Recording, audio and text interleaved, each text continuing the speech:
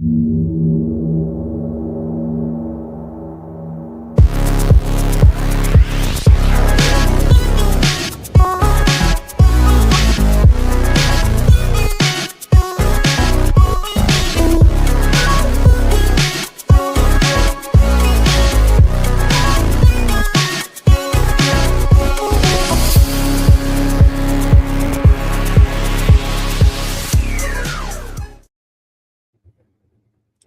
everybody, this is Great Cowboys 1964, and the Crimson Tide are going to put away the Oklahoma Sooners.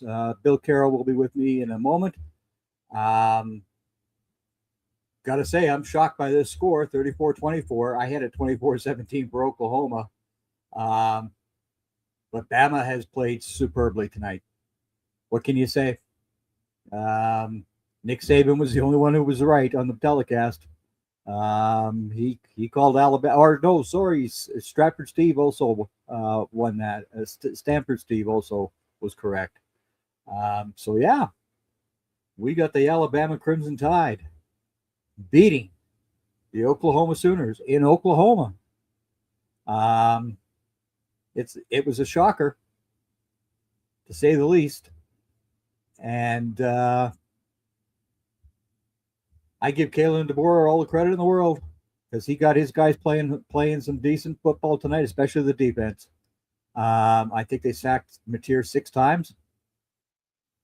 Nothing wrong with that. And that was without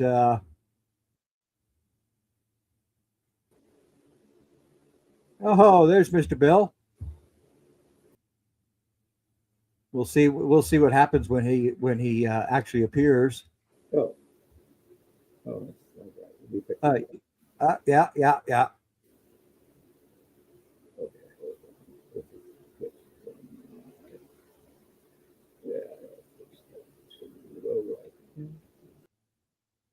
Well, we'll give Bill a sec. Oh, there he is. There's Bill now. There he is. Hi, Bill. Oh. So, what did you make of this CFP playoff game? I'll say, first of all, I think that the offenses on both sides outperformed my expectations. Yeah, huge. I thought this would be more of a old, like by old school, like 1978 old school version of football. But no, the offenses on both, for both sides showed up in a way that I thought they would be not able to do, not able to play at that level. I had been critical, and I think not unfairly critical, of Alabama's offense down the stretch, and frankly doubted them, though I probably should not have, but I knew they would play hard. I just wondered if they were capable, frankly, of having a consistent way of moving the football, both on the ground and through the air, against Oklahoma's defense. Well, the answer obviously is yes. Yes, they can. They clearly figured some things out. They did not run the football not very well, or not very consistently. Yes. Correct. Yeah. But again, both defenses also played well tonight as well. They both showed up. Yes. The Alabama defense and their special teams were on fire tonight. I think they got 6 sacks against Mateer. Yeah, that I thought would be the deciding factor, right? And because of what I saw the last time these two teams met, and frankly, the last couple of offensive performances I'd seen from Alabama made me lean Oklahoma, right? Because I thought that the quarterback who'd be getting slapped around, frankly, would be Ty Simpson. But yes, the shoe was on the other foot this time. Well, I mean, Simpson went down 5 times as well. So that I mean, really, when you look at the stats of this game, it was the special teams play that Alabama had. That's correct. And their explosives a little bit. Yeah, explosives. Really. Mateer did show tonight that his hand is just fine, though. I mean, that he was gunslinging tonight.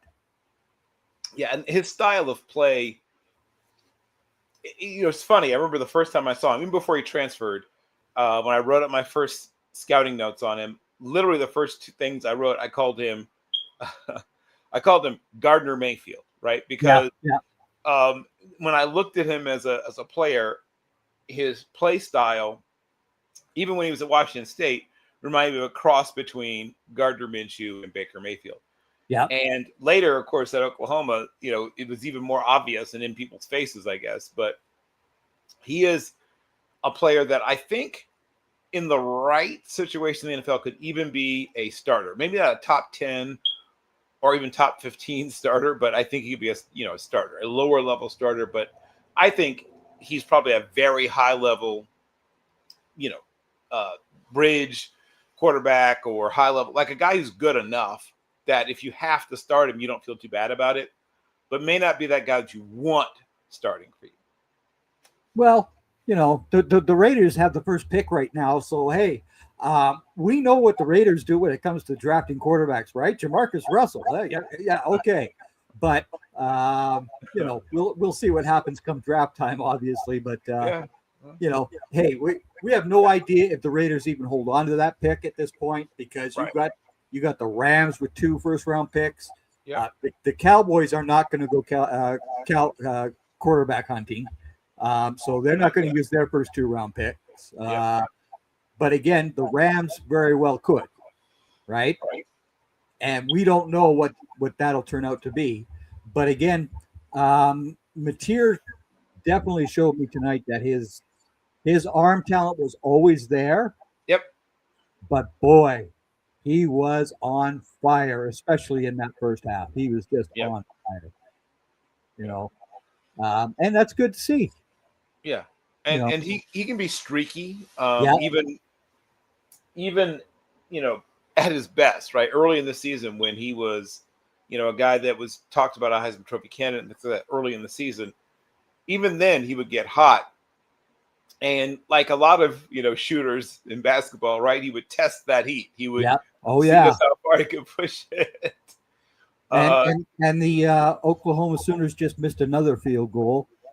Their field goal kicker had been so good all year, and now he's just missed 2 of them here in the last couple of minutes. He was short on this one.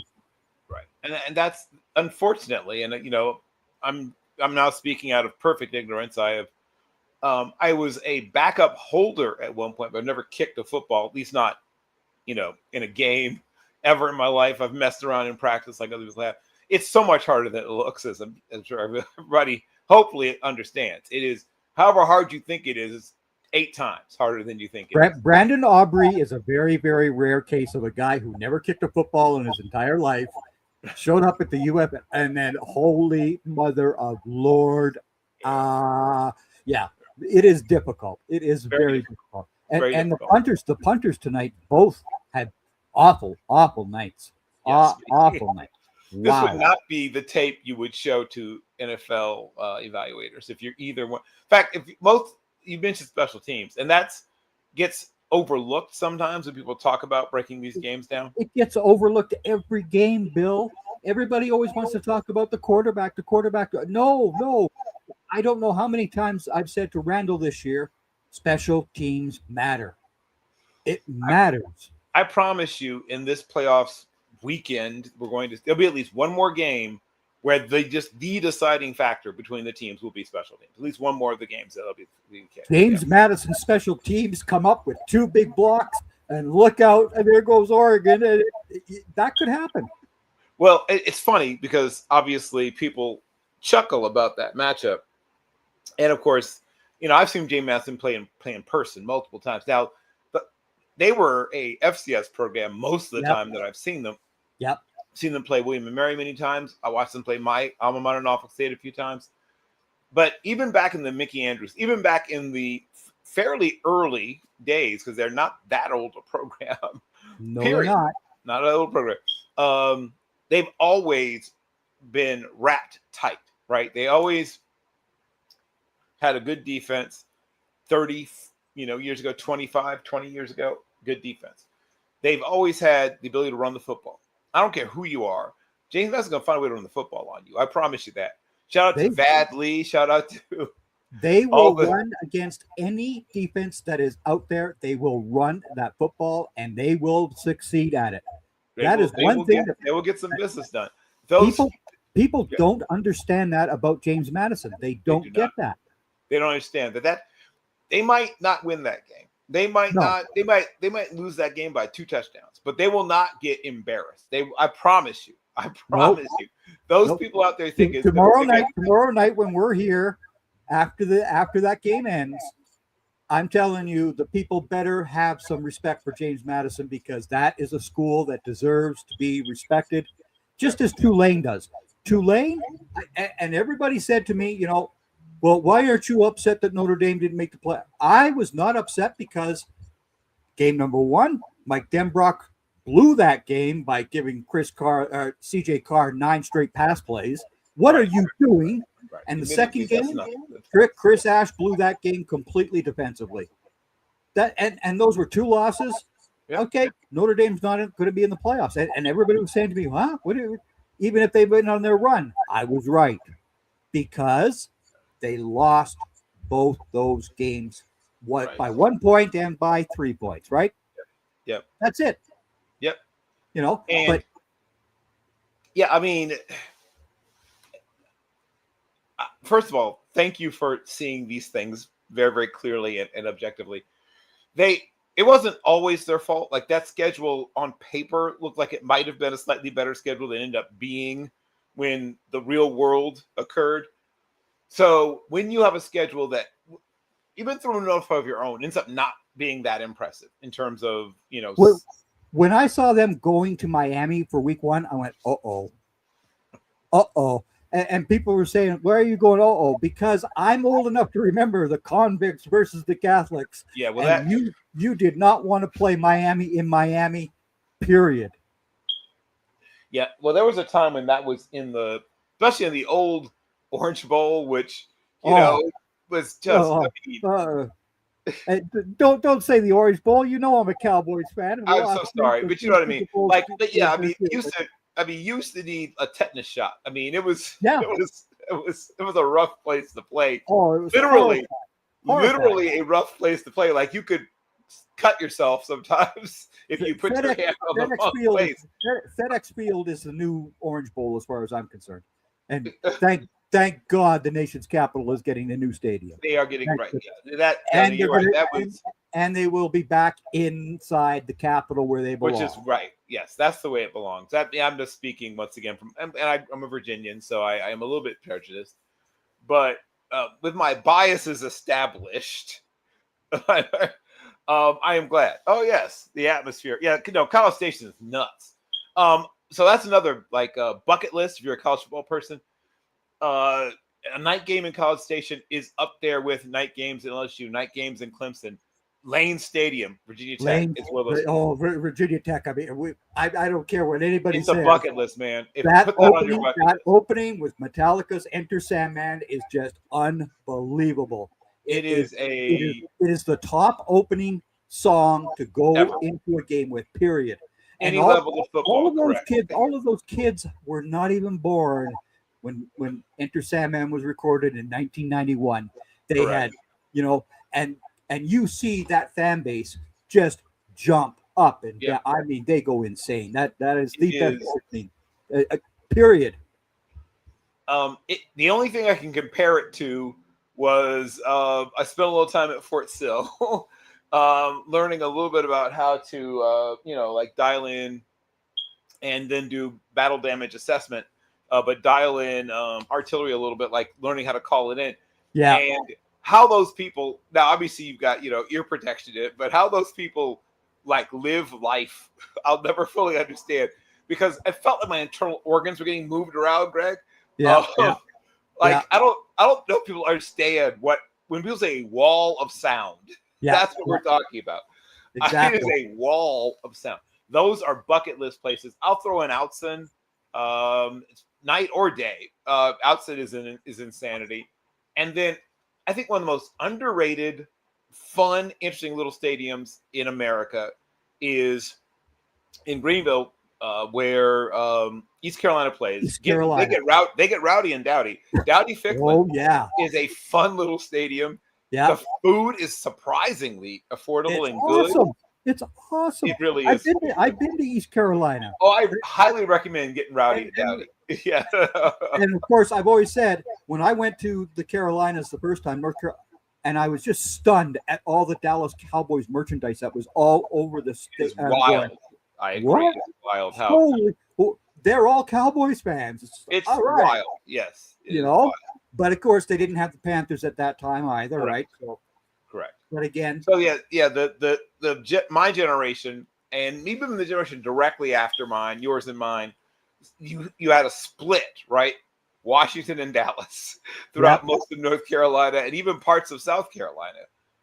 And then as you got towards the very bottom of South Carolina, you get some Falcons, obviously. yeah, Falcons fans. And of course, when the Panthers first came in, and as you know, when Dallas would play the Panthers early on in the Panthers' history, It would was be all silver and blue. correct. It was. It was not so much a home game for the early No. early Carolina Panthers. It took them a little while to get a foothold in their own marketplace, quite frankly. Yeah. Did you watch? Did you get to see the North Carolina State Memphis game earlier? So I'm so glad we mentioned this. So I've been telling everyone that one of the next year's teams to watch out for is NC State. NC CJ State. Bailey is Yeah. going to be in that top 4 quarterback discussion next year. Yeah. I promise you. Yes, that he any is. amount of, if you're a futures bettor, Yep. I'm just saying, I don't Yep. know what the odds for him to be at least a Heisman finalist are, but plunk a couple of bucks down. I'll just Yep. put it that way. Oh yeah. I'm not quite going to call him Randall Cunningham, but I'm going to say he's close to when I first saw Randall Cunningham early in his career at UNLV. The physique is very Yep. similar. The throwing motion is a little bit similar. The ability, despite being a guy who's, 215, 216 pounds at 6'5" or so, but he's stronger than you think a guy built like that's going to be, was a terrific basketball player to no one's surprise, I would hope. I think he was the Gatorade Player of the Year for 2A in both basketball and football. Both basketball and football. Yeah. So we're talking about a guy who's got sort of Drake May-esque, ability to do a little bit of whatever you need your quarterback to do. When he sees things a little bit faster, which I think will happen next year, because that's the only thing he's missing, right? Right now, he's still throwing the ball when he sees someone open as opposed to being throw them open or being able to anticipate. But once he gets to that, all the boxes will be checked. He's got everything but anticipation.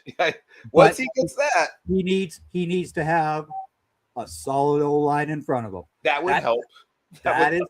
I always mentioned the O-line matters in football, kids.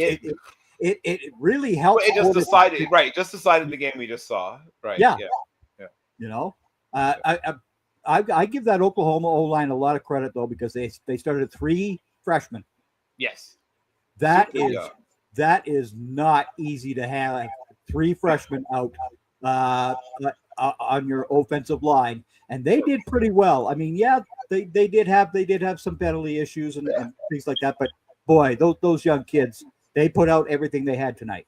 Oh, and the arrow is clearly pointed in the right direction. And it's funny because when I did my hot seat list, Venables was on it early in the year, right? I mean, going into this season, I knew that if Oklahoma had a struggle-filled season, that things would be said about him. To his credit, even when they had some rough games, they always bounced right back. Yeah. So if you're an Oklahoma fan, and shout out to my friend Nolan J. Lake, who has been a multiple-time guest on College Football Forecast and is extremely knowledgeable and is someone I'm trying to slowly pull into Team MBS. Shout out to Nolan, because then we'll have an Oklahoma insider. But there were times when, he expressed concern about certain position groups, and almost all of them, maybe with the exception of their running back room, which still, wasn't bad, but wasn't what he was hoping or expecting.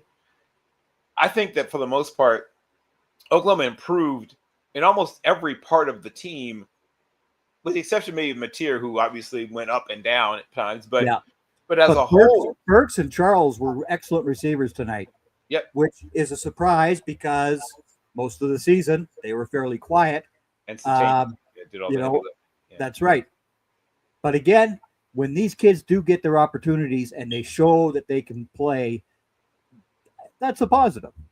Yeah, I'm gonna just throw this name out there, and I don't know what's actually happening on it. This is not an insider report, but I could see if Darian Mensah pops up there. Woo! If Well, Darian Mensah pops up, Mr. Mensah has not declared as of yet for the transfer portal. Right, he has not. In And- fact, I know that they're nearing a deal. I've heard at least, that they're nearing a deal to bring him back to Duke. But I also know that if Oklahoma gets involved, Yep. that Duke is unlikely to be able to keep up. I'll just put it that way.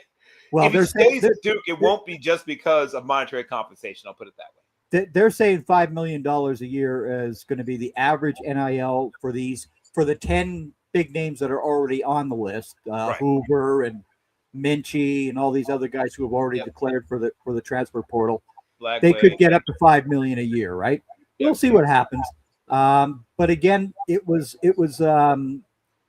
definitely a good day for Mateer. I think Mateer needs to go to the East-West Shrine game. I think he needs to declare for that game if he wants to improve his NFL draft stock. Yep. Because he's not invited to the Senior Bowl. I noticed. Yeah, I noticed. So that was interesting to me because I thought at one point he would be a shoo-in, but obviously that was not the case. Yeah. But again, he was also a guy who at the beginning of the year and the way he was playing before he had injured his hand was a Heisman candidate, and he was at the top of the list. Well, but again, all these guys that started out the year as these great quarterbacks who were going to be Heisman candidates, where did they end up, Bill? Where did they all end up? Well, it's funny because I remember looking at the Heisman odds, and of course you know this as well. At one point, number one, going at even before the season began, was of all places Archibald Charles Manning, right? Yeah. Which I thought was fascinating because that was sheer stupidity, and I said so from the get-go. Yeah. It was sheer stupidity, and people were going, "What? He's going to be great." Really? Well, I mean, and they might be right, but not yet. No, he had played 2 games against nothing schools. Yeah. That's all he had played. Right. Can we stop? Can we stop making all of our decisions based on hype? That would be the one thing I'm trying to ask us to do as a country.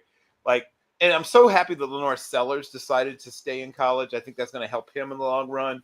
We'll see what Dante Moore decides. We'll see what Ty Simpson decides. And I know that people's mindsets have changed, but now they want players to leave sooner. But for quarterbacks, and I think it's been proven, starts matter, right? I think that people are finally beginning to realize that starts matter. Anthony Richardson with 13 starts. How is he doing in the NFL? Well, the whole list of guys, right? Yeah. The under 20 list is not a pretty list. No. The under 20 starts list has got some very interesting names on it, right? I think Josh Freeman is one of the under 20s. Mark Sanchez is an under 20. Yeah. It's a mixed bag and mostly bad, frankly. So the under 20 starts list is not great. I think it's actually not. It's an ugly list. Yeah, correct. So if your guy is an under 20 starts guy, he probably should stay. I think it's been proven almost categorically.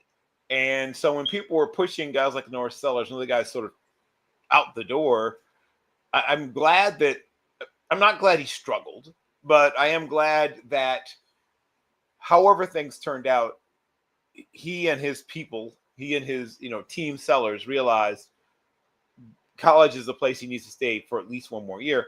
And he's a very bright young man. Yeah. He whatever's going on with him is not mental, right? He is a person who's able to understand at a high level what's going on.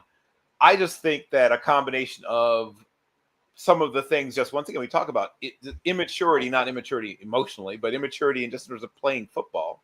Yeah. South Carolina as a whole, frankly, not having enough balance, not just run pass balance, right? When I say balance, I mean short and long, right? In terms of what you're That's doing right. as an offense.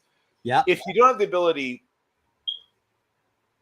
to consistently complete 6 to 12 yards, right? 6 to 12 yards. Are you consistently able to get 6 to 12 yards in the passing game, as well as take deep shots to Nick Harbor or whoever it is? When you can't consistently complete 6 to 12-yard plays as an offense, even if you are able to run the football, which they also struggle to do at times as well, it's going to make it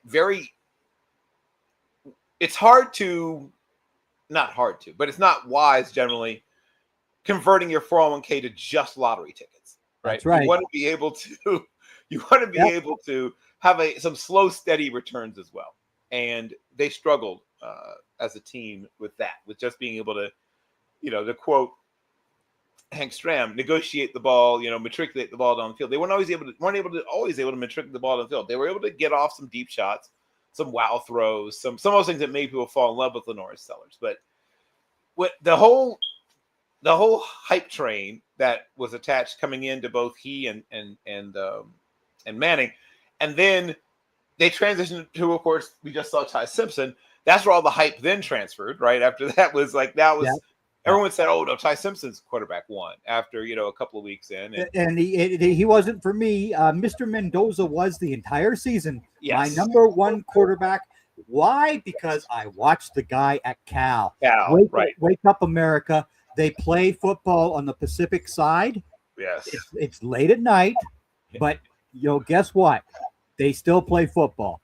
yeah. And he was the freshman of the year, the Yeah. last freshman of the, well, not the last. I mean, I guess the Pac-12 is going to continue to exist, but the last one in the old Pac-12. He was the last freshman of the year in the old Pac-12.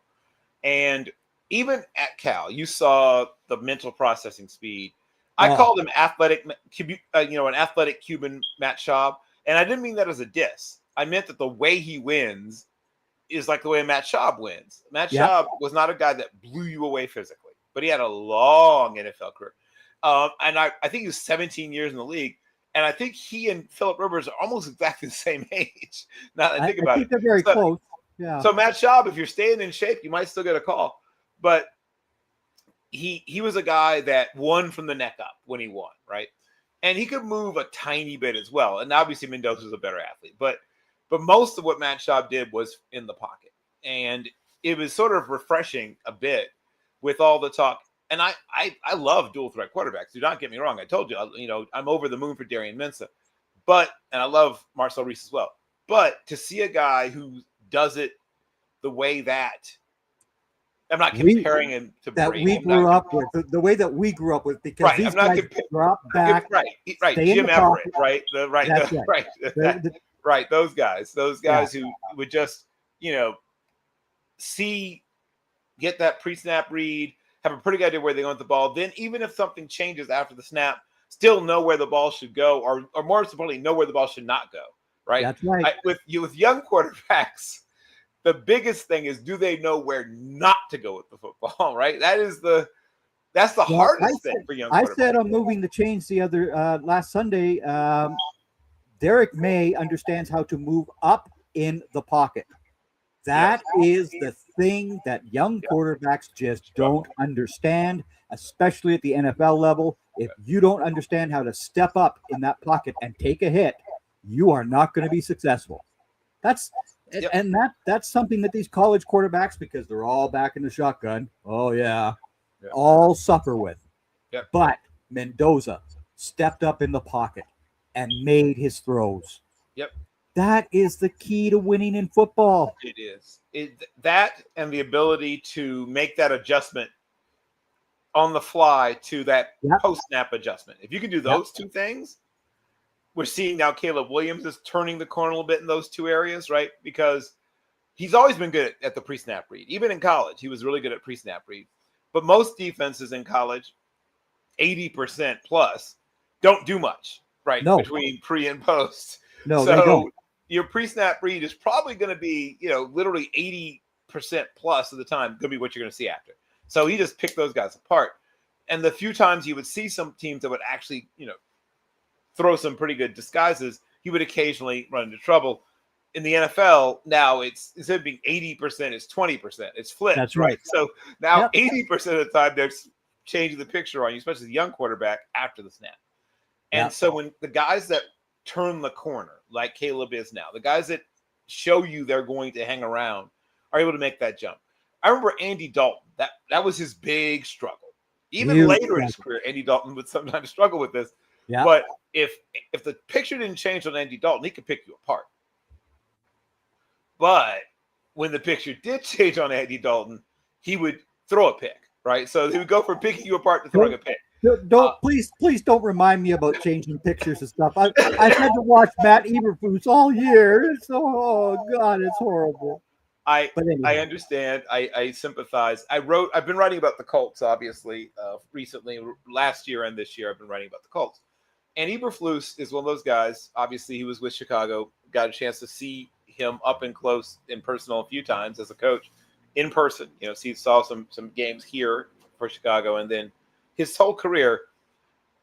It's funny because Lovie Smith, of course, had a nice run here too, and he's not exactly the same kind of coach as Lovie Smith, but he's got some real similarities as a defensive play caller to Lovie, right?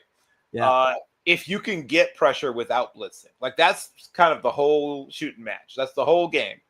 If Eberflus is able to get pressure without blitzing with his defense, they're going to win a lot.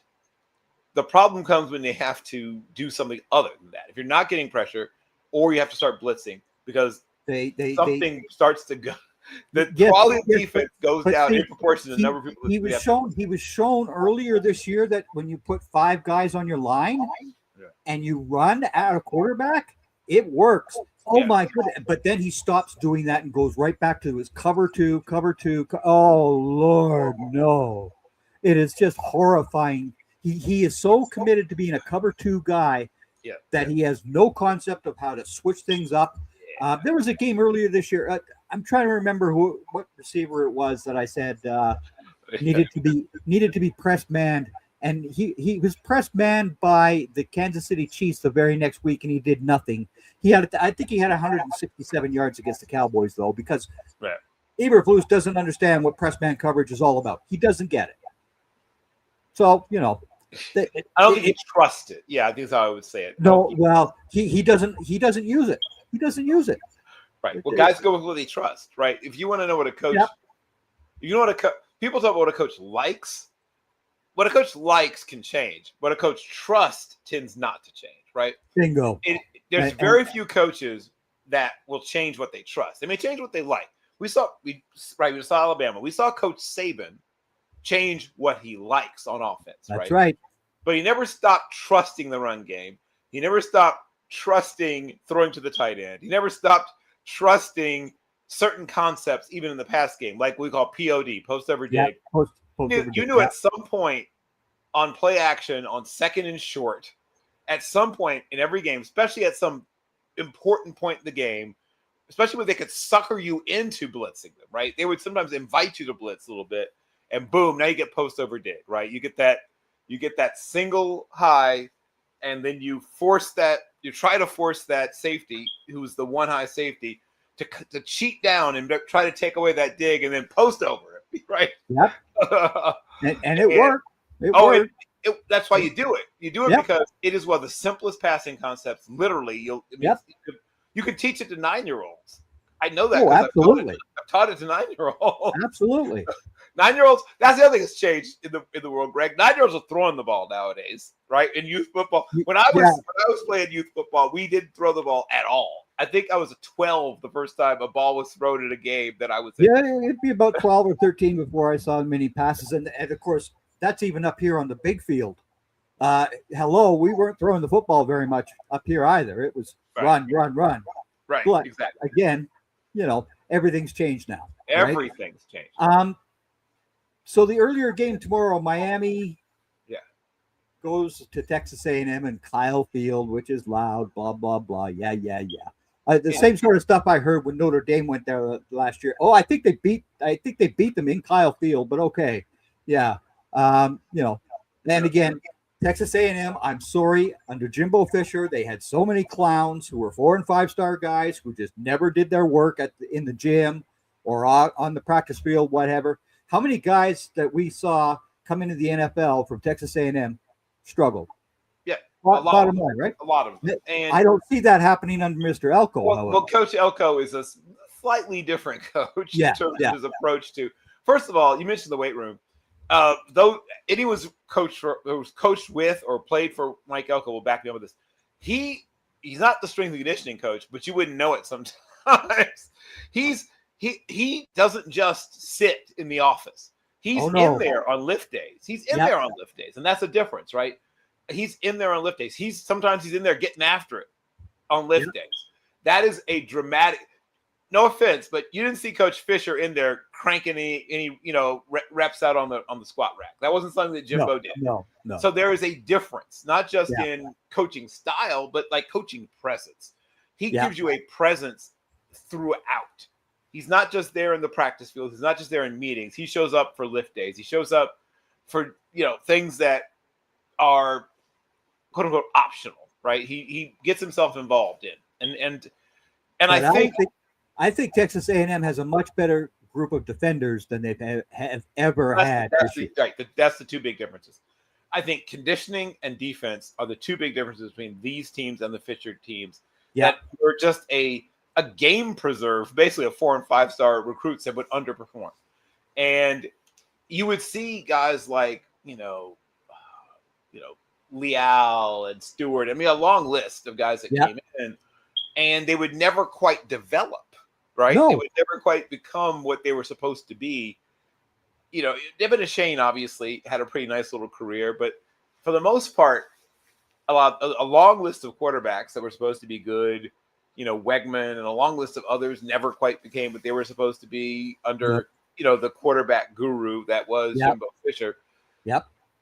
Some of the offensive linemen ended up being pretty decent. Some of the receivers ended up being pretty decent, but for the most part, There's no superstars out of that bunch, though. There's no superstar. That's the whole thing, right? Now, I think Elko has the opportunity to have a couple of superstars, especially this defensive group. Oh, this defense, yes, sir. Now, the other defense, of course, the Hurricanes are loaded. Loaded, yes. They are loaded defensively. Yeah. I'm a fool for Akeem Mesidor. That's like one of my guys. I'm a Mesidorite. So if you want to worship at the church of Akeem Mesidor, come to me and get the good word. I'm sold on him as a move around piece on both the interior and exterior of your offensive line. I think he has some of the qualities that make guys like DeMarcus Lawrence or make guys like who else knows? I'm not going to compare anybody to Justin James Watt. That's an unfair comparison. But Chris Jones. Yeah, almost right. Chris Jones light, right? A guy who can do a little bit of everything, right? Yeah. I think there's a place for him on most teams in the NFL. Yeah, those are the two guys that can go inside and outside absolutely easily. I mean, I still don't get how the Seahawks managed that victory line. I have no idea. The Rams put up 508 yards, 0 turnovers. 0 turnovers, yes. They had 3 takeaways themselves, and they lost. Is the first time in NFL history that all those boxes were checked on a team that lost. Well, first of all, shout out once again to Sam Darnold, right? Yeah. The old. They tried to write me off, and I didn't write back. To semi quote their previous quarterback. He is one of those players, and I compared him a little bit to Romo and some other guys, but if you watched him at USC, you could see the components of a good quarterback, right? Physical toughness, mental toughness, accuracy at all 3 levels of the field. But he's another guy that initially struggled with disguises and changes and things like that. Yeah. And then you add to that, the Jets are running neck and neck with the Browns when it comes to quarterback development. Like, I don't know what kind of record they're trying to set for basically setting young quarterbacks on fire. It's horrifying. Yeah, it's not great. It's not great. It's not great. And we were talking about Mendoza. Like, there's teams that I think he'll be successful, period. But I could see him struggling if he goes to New York, right? If he goes to any of those 2 and 3 win teams currently, he will struggle because they have no offensive lines, period. Yes, And correct. if you do not have an offensive line that gives you time to Yeah. see the field, your history. You're done. I mean, Justin Fields. Justin Fields. He had 0 time. Every game that he was always under the gun. Yeah, and that's the thing is developing a young quarterback. And we talked a little bit about, like, first of all, there are NFL teams that frankly do not know how to develop young quarterbacks. Like that's just established that there are teams that's not their thing. That's the Browns. That's obvious. They're an obvious one. There's a solid handful of others. This is the first time I've seen the Bears actually start developing a quarterback. Bears, for the first time in a very long time, are successfully developing a young quarterback. Oh no! Because the only quarterback they ever had was before you and I played. Were even born. Sid. Yeah, that's it. Shout out to my friend Jeremy Gantz. In the next couple of months, there'll be a documentary about Sid Luckman, and I had a chance to participate. So thank you, Jeremy Gantz, for the opportunity. And you'll see that documentary drop, I think, in about 2 or 3 months, sometime in early next year. And of course, all the young people are going, Sid who? Well, yes, Cyanide Sid Luckman. Yeah. Played for Coach Lou Little, who became essentially his surrogate father, because I'm not going to re-air the sort of Luckman family history, but his father was involved with organized crime. That's right. And unfortunately missed a lot of Sid's late part of his youth, early part of his manhood, because he was locked up. And Coach Little and then later Coach Hallis became, like I said, almost virtually surrogate fathers to young Sid. But like I said, watch the documentary. You'll get to see deeper. You probably didn't tune into this for a deep dive into the life and times of Cyanide Sid Luckman. But we for the can first time, Sid Luckman, Bill and I can discuss the Sid Luckman as a quarterback for about 5 hours. We can. If you want to see me really bloviate, like I said, check out the documentary. When it drops, I'll make sure that you know about it.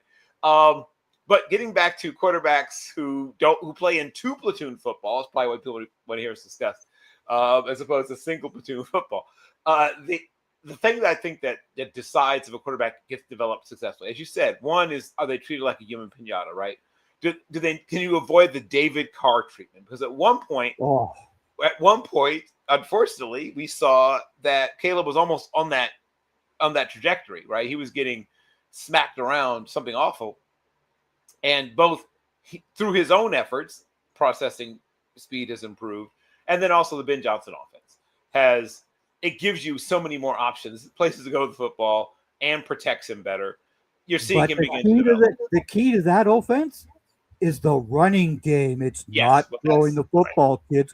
This is what I love seeing 2 running backs go the way that Swift and Montague are going.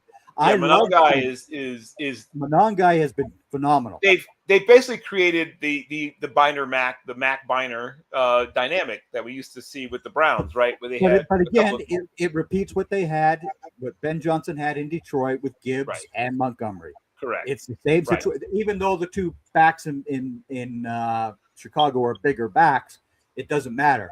It's still a 2 running back system.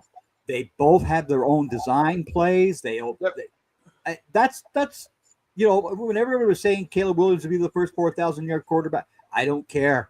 I want to see the Bears winning football games. That's what matters. And Ben Johnson is winning football games. He's got some really good 12 personnel packages. And the advantage is that, of course, that creates that extra gap in the run game for the defense to cover. And then when you get the defense finally to adjust to trying to make sure they can cover all those gaps, now you have one of those guys tick up off the seam instead of blocking, and boom. Yeah. And it's basically stealing. You know what I mean? That's what it boils down to. Yeah, because whoever your linebackers are, most of them have no chance against Colston Loveland up the seam. I mean, there's not too many linebackers. Maybe 3 linebackers in the NFL. It's a fair fight if Colston Loveland takes up the seam for them to just try to stay in phase. About 3 guys can do it. And unless you are the team that has one of those three, you're probably not going to do well And when he takes Cole, off. Cole Kmet still goes out there and does his thing as well. And Kmet, though he's not quite as dynamic, he's a top 12 tight end to me. So they have two essentially top 12 tight ends on the same team. So again, this is the thing that drives me crazy about the average NFL fan out there who only wants to worry about what a quarterback does. Did we just not mention 2 tight ends and 2 running backs? Yes, sir. Yep. Oh my God. And again, this whole positional value thing that comes up in the draft. This year, I don't think the positional value comes into play because we've got so many linebackers, we've got good safeties, we have very good tight ends. Pass rushings. So many pass rushers. Yeah. Oh, if your pass rush is anemic, this is the year to fix it, my friends. Oh yeah. I'm in the process of putting the finishing touches on my first position group, and that's corners. That'll drop sometime in the next few days. My initial 25 corner ranking, and yes, there'll be some FCS guys on that list. If you haven't seen them, go see them. Now you live in the age of the internet. It's possible now, even if you aren't a person. It's called YouTube. There's YouTube. There's ESPN Plus. ESPN Plus, and all that other good sort of stuff. There's ways to do it.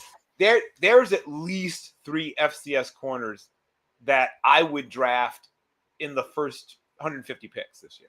It's a really good FCS corner class this year. I've got two of them in my 150. It's a really nice FCS. And I think my other guy is at 160. So he's close. It's a nice group. So you've got a really nice group of corners. You've got I think the safety class is really solid.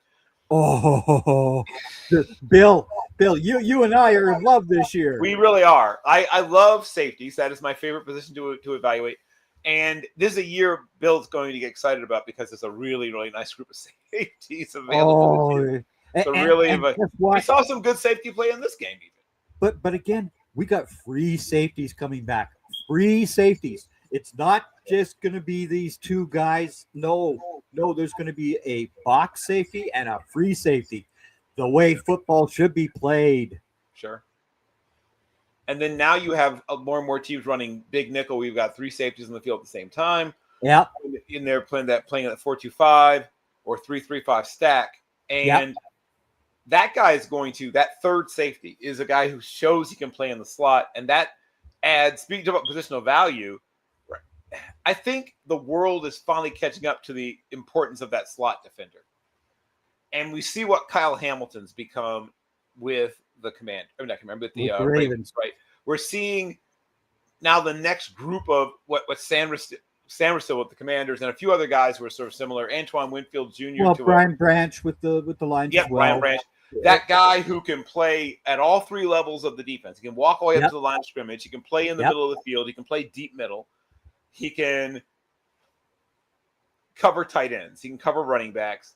He's a terrific blitzer. You can call them whatever you like. In the old days, we used to call those guys a rover. I'm sorry, Monster Man, right? Some Monster Man, monster rover, sometimes, yeah, right. But whatever the kids are using as their terminology this year. Caleb Downs is certainly another one of those. I mean, he's just bottom line. He's going to go off the board in the top 10. People are finally awakened to the importance of safety play, Greg. He's going to finally, we're going to see a safety go early and deservingly to go very early. Of course, this year, Jeff, who was putting in those mock draft safeties, no, Jeff, no. This is the year that Jeff should have been with us this year. This time. Yes, because there are safeties. This is not a drill. We're going to be a top 10. And the linebacking core this year is massive. I mean, massive. And guess what? Carolina, the Cowboys, teams that need a linebacker, that's who's going in round 1. I don't care, kids. Round 1, it's going to be a linebacker in Carolina and in Dallas because these guys are so good. The Ravens and the Raiders could both use Ravens and Raiders. But the Raiders actually have the first overall pick currently. That's right. They will be using that pick on a linebacker, but maybe the next one or the third pick. The Saints could use a linebacker. Saints. There's a bunch of teams that could use an upgrade to their linebacker position. And nowadays, because of the way football is played, the linebacker that you're very often playing with, you said, with two linebackers. So that linebacker that is not the go forward all the time linebacker, the one that has to also be able to flip his hips and turn and go, that guy is going to see his value go up and up and up. What Drew Tranquill has brought to the Chiefs, who admittedly have struggled at times, but he has not been one of the reasons why. Like one of the quiet heroes of the Chiefs this year has been Drew Tranquill. So guy who can stay on the field, even when you go to, even sometimes even a dime situation, he's maybe the last linebacker you leave on the field. Arvell Reese, who I will not compare to a guy that plays in Green Bay currently, because the guy who played in Green Bay, he never did this in college. He never played the edge in college. Right. Okay? He was a middle linebacker. Yeah. He was an MLB, exactly. Yeah. And he would go in coverage as a safety as well and all that. That's what he did at Penn State. Correct. The only reason he ever became an edge rusher was because DeMarcus Lawrence was injured. They had to have somebody come up. That's what that guy did, okay? Yep. So Arvell Reese is Arvell Reese. I don't want him compared to number one of the Green Bay Packers, period. Correct. Because he's a different player. Yep. But Sonny Styles, oh my God. Oh. This is going to be a really fun draft class. Jacob I say this pretty much every year, but boy, oh boy, is this year's going to be. Jacob Rodriguez is an old-time linebacker. He is the old-time linebacker. That guy should have had a shot at being in New York. I don't care. Yep. Sure. He should have been at the Heisman. Yeah, he's got Tommy Nobis level. Well, I know I skew old sometimes, but he's got Tommy Nobis level, like what he can do. He can come in and just be a flattener, like a hammer. Yeah. He can drop into coverage. He has good hands, as we've never seen. He's got he could do whatever it is you need a linebacker to do. He can do it. He can do 100% of the things you need a linebacker to do. You know who he reminds me of? A guy that used to play for the Steel Curtain. Oh boy. Which one? Which one of those linebackers from the Steel Curtain does he remind me of? Well, not Greg Lloyd. So I'm thinking of who you're thinking of. He's not like Gilden. He's not like, let's see, not Chad Brown. No. Go back to the 70s. You're probably going way back. Go back to the 70s. Yeah, okay. Now I know where you're going with this. You're going like Lambert Ham. Okay. And it's Ham. Ham. Oh, yeah. That's he's bigger. He's bigger, but He's bigger. He's bigger than Jack Ham was. But again, Jack Ham was a guy who could go back and cover a tight end. Oh my gosh. I think Ham was one of the top 3 coverage linebackers in the history of the game. So in the game, bottom line. And he used to run with receivers, like receivers. Like not tight ends. I mean wide receivers. He would run with them all over the field. I'm not trying to bring up bad memories, but at one point he just flat out took away Golden Richards in a game. The 35-31 game. The 35-31 game. He took away Golden Richards. He could really cover. Yeah. So he was special. I mean, man. But again, this entire draft is going to be a wild one because, again, the positional value that everybody talks about is so important that you have to draft in the first round. I don't care. I want the best player available. Correct. And this year, they're on defense, guys, because the offensive lineman, the one guy from Miami, and those 2 guys from the Utah Utes are low first-round picks because of their size. So guess what? Don't get hung up on the tackle position in round 1. You're going to see the safeties. You're going to see linebackers. You'll see tight ends. It's going to be a different draft. At least one running back. At least maybe even multiple tight ends is a really nice tight end class. It's a really nice tight end class. Yep. So it's early, obviously. Things will change. The Combine, Senior Bowl will have an impact. but I think you're going to see a run on offensive tackles actually because of what you just said. And I think a tackle or maybe even two will get pushed up.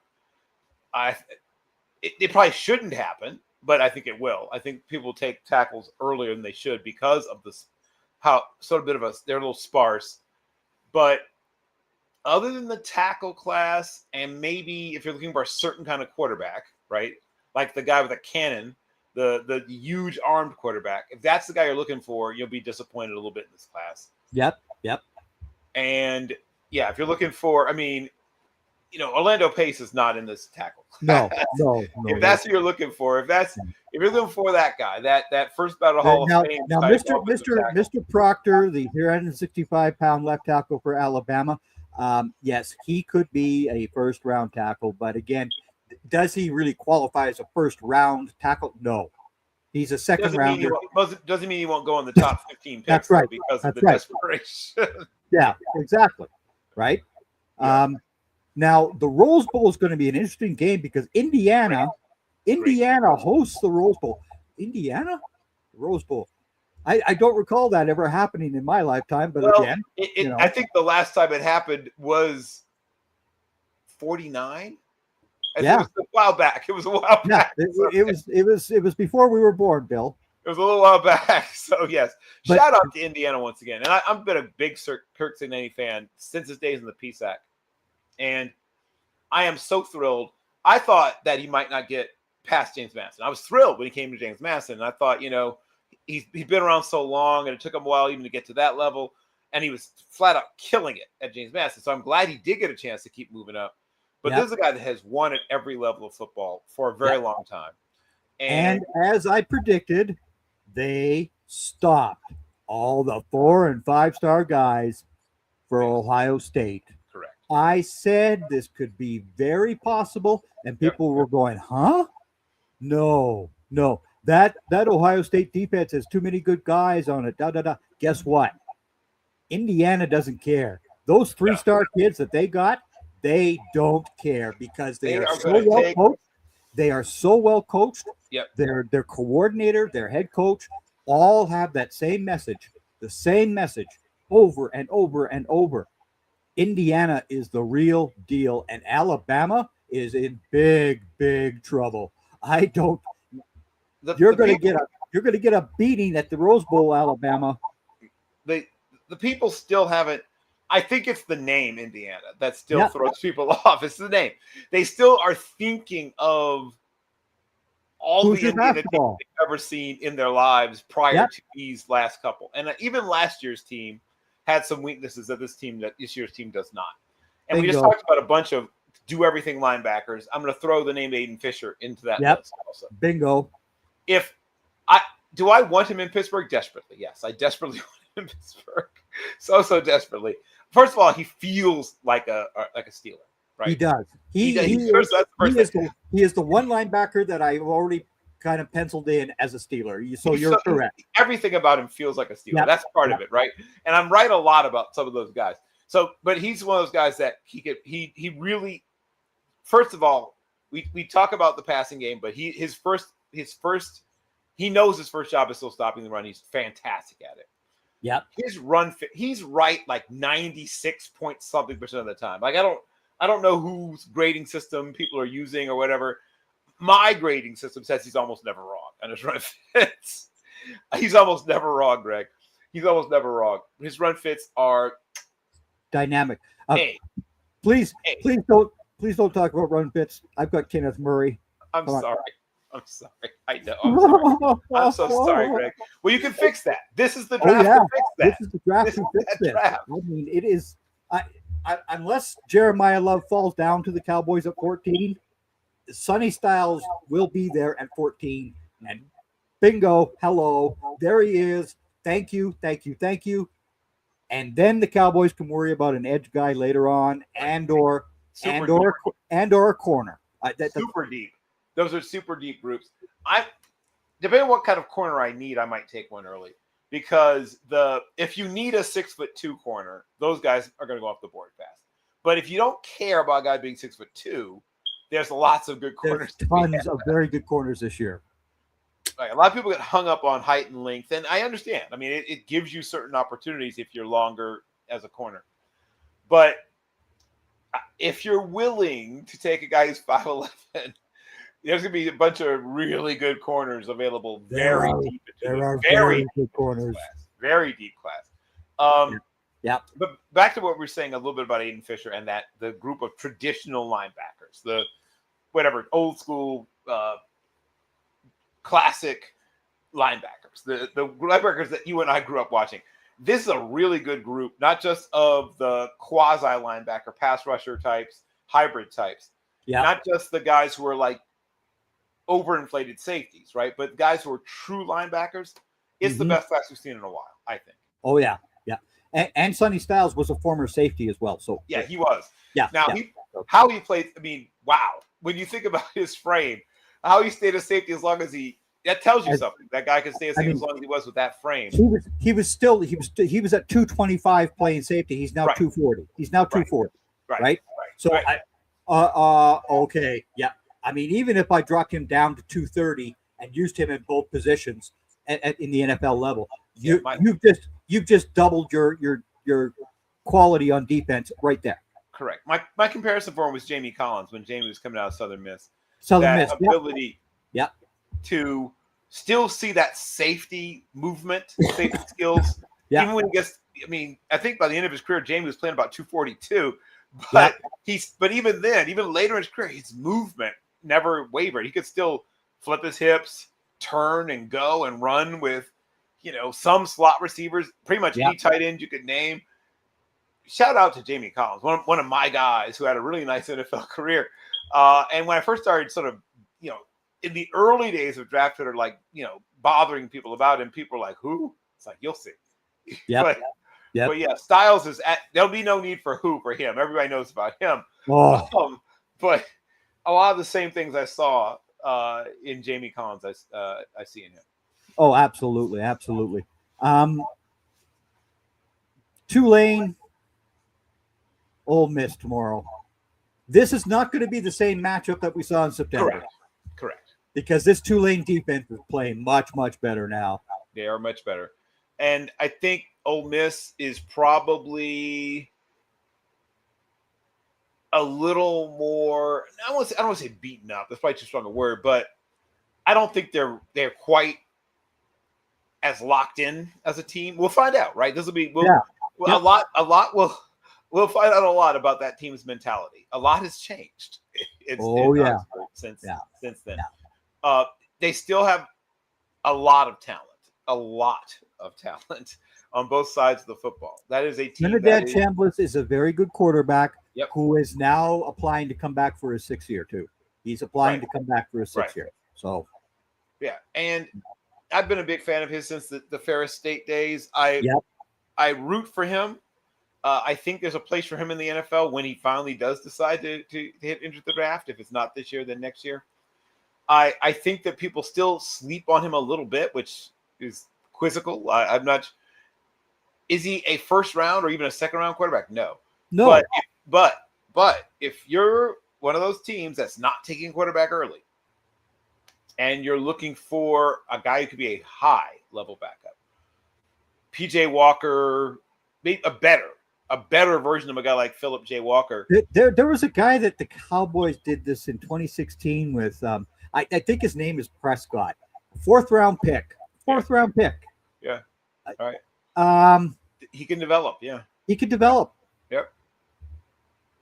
Obviously Dak had to develop very quickly, which he did season 1. But but again, Trinidad Chambliss is that guy that reminds me of Dak Prescott so much. He reminds me of his play, his style. It reminds me a lot of Dak. It really does. Yeah, if he had Dak's frame, he would go earlier. Dak probably should have gone earlier. Yeah, because Dak was like 6'2.5" and darn near 2. I think he was 238 when he showed. His weight has of course moved up and down at various points in his career, but he was very thickly built. He was. And thick. Trinidad is obviously a much smaller framed guy. Yeah. But his arm's better than you think. His arm's better than you think. He's not weak armed. Nope. Nope. He can move around, right? Yep. He may not be an elite level athlete, but he's slippery. He can pick up 10, 12 yards at the NFL level when he needs to. If he squirts out there, his ability to throw the ball outside of the pocket is near the top of this class. And he has to improve a little bit inside. As you said, navigating, moving up, using the pocket and using a lane, which again, like I said, Drake May learned how to do this. Yep. And again, what did the Patriots focus in on? They got an offensive line in front of him. That was the big key. Those 5 guys in front of Drake May have played superb all year long. Yes. And they're not superstars. No. They're not high cost tackles. They're not all pros. No, they're not. Not all pros. They're just 5 guys that go out and do their job. Oh, wow. Yep. I mean, and that's usually what offensive lines have been like over the past several years with the Patriots. The Patriots have every once in a while they have a Logan Mankins or whatever, a guy that makes the Pro Bowl, things like that. But most of even in their dynastic run, they were good. They were good, but they weren't superstars. No, quite the opposite. Like I said, I think Logan Mankins made a couple of Pro Bowls. They had the sprinkling of Pro Bowls from a couple of guys. I think Solder made 1 Pro Bowl in his career, but these weren't, like I said, these aren't Hall of Famers. These are guys that maybe make your Ring of Honor or whatever one day, but these are not Hall of Fame type guys. Now, the development, as you said, and I'm a Drake Lee May guy from way back. I watched his father, Mark, at UNC back in the day, who, back with they had Kelvin Bryant and stuff like that. That was Drake May. Obviously, grew up in a highly competitive household. I think every single one of the children got a scholarship to do some sport somewhere. He's got a pitcher. I think one of the girls was softball/volleyball. One of his brothers was a pitcher at Florida, of course. Luke played on a national championship team at Carolina. Drake himself was a terrific high school basketball player, as you can sometimes see when you watch him move around. But Drake Lee May is going to be in that elite tier of quarterbacks very, very soon. He's breathing down the necks of the elite guys right now. I mean, after Stafford, Drake May's the number 2 choice right now to be NFL MVP. And deservedly so. Yeah. Yeah. But again, the Tulane Ole Miss game, what type of score are you going to see? I'm so glad we got back to this game because I think this game's I think it's less than 10 points. I think this game is decided by somewhere around 8 points. 23-31, something like that. Yep. I think that it is a dogfight most of the way. I think Ole Miss pulls away down the stretch a little bit just because of that talent disparity. But they're going to have everything. Their hands are going to be full most of this game. They might get up by 2 scores early, and then Tulane's going to claw their way back. They are exactly the kind of team you do not want to face in these guys' games because they don't know that they're supposed to not be as good as you. They don't know that you're supposed to pull, just walk all over them. And Jake Retzlaff, we were talking about developmental quarterbacks, right? Once again, a guy whose frame is not what you're looking for. He's got that sort of Drew Brees-esque kind of build. Looks like a guy that probably played tennis at a high level like Drew Brees did. But he's going to create some plays. And yes, white quarterbacks can be dual threat too, my friends. He's going to get on some edges and make some people miss. If he gets 3 explosive plays as a runner. Yep. Tulane stays in this game. Bingo. 3 explosive games. And 20, and that's he can go for 20, 25 yards. He's that kind of athlete. Yep. Exactly. I was going to say if he goes for 15 plus. Yeah, 15 plus. Times. Yeah. 15 plus 3 times. Yep. Tulane is going to be very close in this game. Yep. The James Madison, Oregon, we spoke about this a little earlier. If James Madison is blown out in this game, I will be shocked. I think I can't remember what the line is, but I would bet the under. I think it was 20.5 or something like that. Yeah. I feel like they're going to hang around this game. And even if they get a 21, 24-point lead, they're going to claw their way back. There's no quit in the Dukes. Zero. No quick. Zero. And once again, a couple of years ago, this team kind of was Indiana. I mean, like, so many of the good Indiana players came from James Madison. Only 13 of them. Well, yes, right, 13 of them. But my point is that they know how to develop players. Oh, yeah. I'm driving at. This is a developmental. They know how to develop players. They don't just get players and let them play and toss them out there and say, go play football. They do a terrific job of physically and mentally molding players. Yeah. They don't have to get 4 and 5 stars, which is good because they're not going to. No. But they get 2 stars and the occasional 3-star, and that 2.5-star program is going to create problems for you. They are going to. They can't take away everything Oregon does, and they know that. They're going to take away one thing, though. That's right. They're going to take away one thing that Oregon does. So Oregon needs to decide. You could be stubborn about certain things. Oh, we're going to run the ball no matter what you do or whatever. And at times you may still have success, but I would recommend winning with whatever your other thing is, and not just running your head into a brick wall. Watch out once again for quarterback run. We just talked about quarterback run. Yep. James Madison is not afraid to run their quarterback. No, they're not. No, they're not, and never have been. I mean, once again, since I've been watching them going back to the 80s, they've never been afraid to run their quarterback. If the quarterback run game is going for James Madison, they will stay on the field, which is what they need to do. If they stay on the field, they're not having 3 and outs. This will not be a blowout. It will not be a laugher.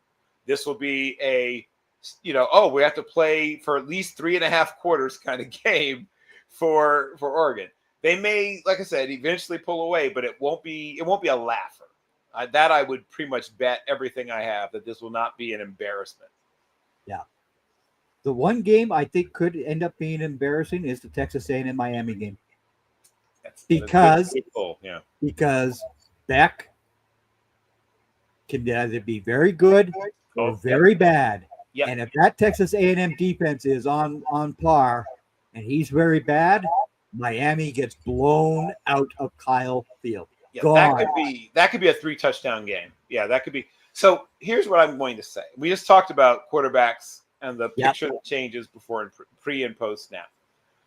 Carson Beck is capable of being I have a an early third round grade on him, but I wouldn't be shocked if he goes a little bit earlier. I won't be shocked if he goes a little bit later, but he's a late third, early. I think he's a third round pick. I think he can go anywhere in that range. But if you play straight up and you don't do anything to throw him off, if what he sees is what he gets, he's capable of picking you apart. He's a guy that has a good kind of like J.J. McCarthy just did to the Cowboys, because the Cowboys did nothing to confuse the guy, and he had his highest passing total game and all that other fun sort of stuff. Yeah, that's what he would end up being. Very similar. Like, he's got a good enough arm. It's not a cannon, but it's a good enough arm. He can move a little bit too. Like, he's not a runner, obviously, but he can move a little bit. But the big thing about him is if that pre-snap read, he's decisive. He can be sometimes a little stubborn. He can stare it down. He doesn't move quickly enough sometimes to his secondary receiver. But if his primary is there, you could lose big to him, because that's where he likes to just get the ball, catch and release. Likes to get the ball, get it out of his hands. And when he's doing that, he's as good as any quarterback in this class. When he's just rocking up that back foot and just. But again, I think Texas A&M has the secondary to shut down the excellent wide receivers that Miami has. And they also have wait a second, Bill. Yeah. Texas A&M also has a couple of linebackers that are real good too. Yes, they have a terrific front seven. Terrific front seven. Yeah. To me, that's the key to this game is which team's front seven is winning the majority of the plays, right? If the team that's front seven has control of the game is the team that wins this. I think the defenses win this game. I think Marcel Reese just has to keep the truck out of the ditch. And I think Carson Beck, who at times has run the truck into a ditch, has to avoid that as well. So the quarterback that avoids the disaster play, makes 0 disaster plays, and the front seven that has control of this game, that team wins this game. I lean Texas A&M, and I think they win it I think Texas A&M could win that game by 21 or 24. Right. I'll say I though. think it's more I'll like say 9, but yeah. I'll say right now. I'll call it like a 13-point difference right now. Okay. I'll say like 34 to 21, something like that for Texas A&M. Yeah, I'm not quite as aggressive with my prediction, but yeah, I think they're about just short of. I think they're just short of double digits, around 9 is what I'm feeling. But could it turn into an uglier game? It certainly could. Yes, I agree. We're not gonna see the 19-point blowouts that we did last year. Right. I think that almost all the games will be in that 10-point and under range, with maybe, as you said, maybe one exception if Miami turns the ball over. Yeah. I think that even the James Madison game, it might be 2 scores there as well, but I don't think it turns into a blowout. No, I just don't see that happening. Yeah, that's pretty much it. So tomorrow night we will be on after the Oregon game as well. Yep. We'll have Julian, who is also going to be with us tomorrow night, since Randall is traveling for the holidays. Yeah, that's a lovely trip he's got to make to Boston. Oh, okay. Boston. Like, that's a horrifying trip to think of in December. Is traveling from Little Rock, Arkansas, or Fayetteville, sorry, up to Boston. It's like, oh boy, that'll be a nasty road trip. I think he said something like it's going to be 23 hours of travel. Oh boy. Okay. In the car.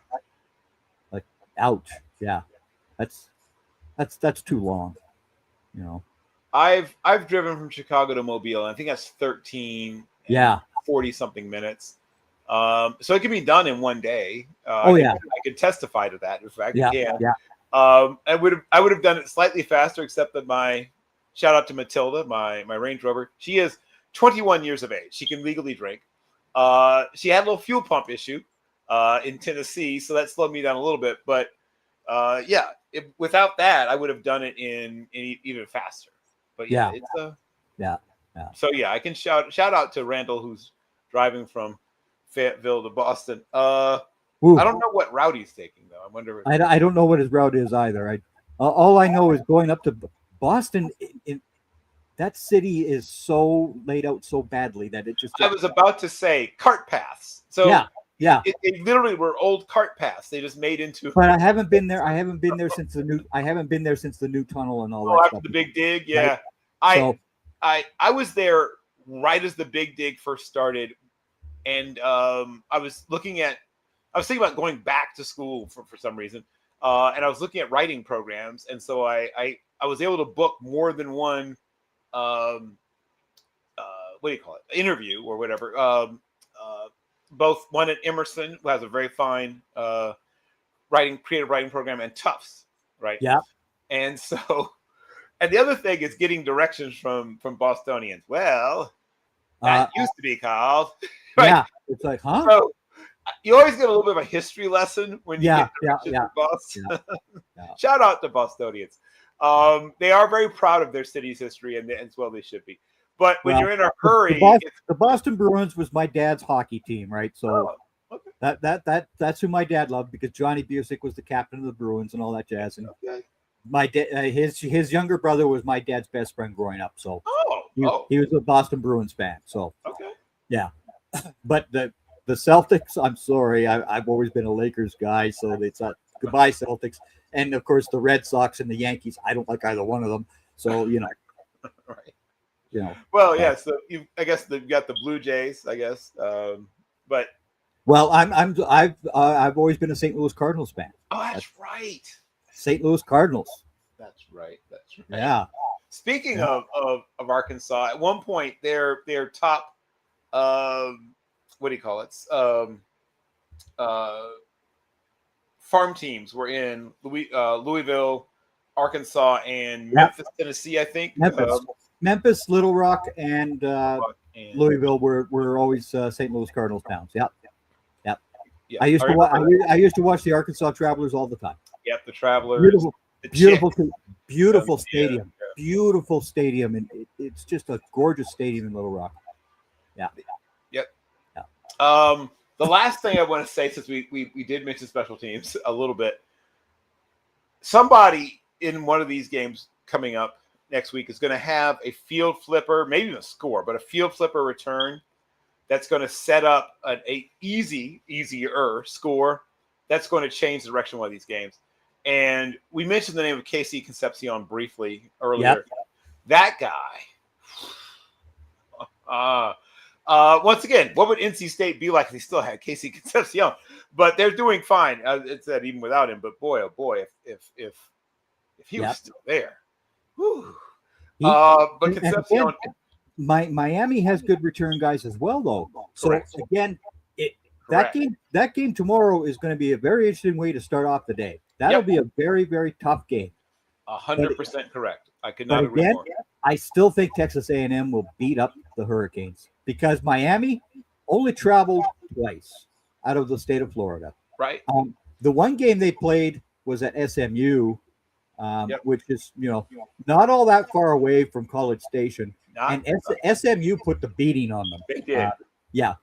So again, that's another team to watch. Keep your eye on SMU next year. Jennings, I think, is coming back. Yeah. So if they bring back most of the upperclassmen, if most of them, the guys who still have eligibility come back and don't either hit the portal or declare early for the draft, SMU is one of those teams to keep an eye on. So NC State and SMU could be playing for the ACC championship. ACC title. Those two teams are really intriguing to me. It will not be Cal and Stanford for the ACC title next year. Okay, just trust me on that fact. It will not.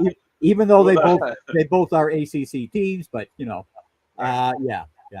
But the Cal's quarterback stayed. He stayed. That would be one of the big surprises to me too. I think that a lot of I had heard he was going to stay because the money was very good to stay. One of the shareholders of Cal, of course, may have coughed up some pretty decent dollars for him to stay. As well they ought to. I mean, he's another guy that could. I mean, we talk about arm.